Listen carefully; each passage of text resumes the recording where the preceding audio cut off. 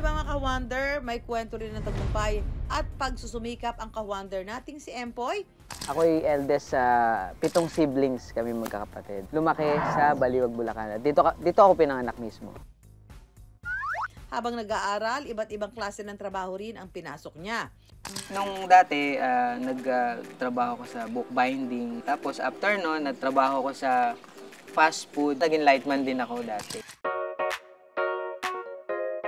Hanggang mapasabak at manalo siya sa isang look-alike contest sa TV noon. Hindi ako sanay talagang mag-artista at saka umakting. Mahilig ako manood ng mga comedy. Dolphy Panchito, Babalu, Tito Vic and Joey, mga ganyan. So, nagulat na lang ako sa sarili ko na siguro hinubog ng panahon, nakikita ko sa paligid. Mula sa simpleng Bulakenyo noon hanggang sa naging pambansang leading man na ngayon.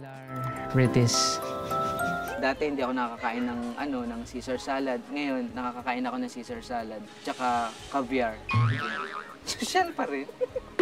Yun nangyari sa akin sa industriya. It's a blessing siguro. Pinasok niya na rin ang hosting. At ngayon nga, linggo-linggo na natin siyang kasama dito sa I Wonder. Ngayon pong ka-wonder na po ako. Asahan niyo po na mas pagbubutihan po namin ni Mami Sue ang mga bawat episode na gagawin natin dito at marami pa pong adventure kaming gagawin dito.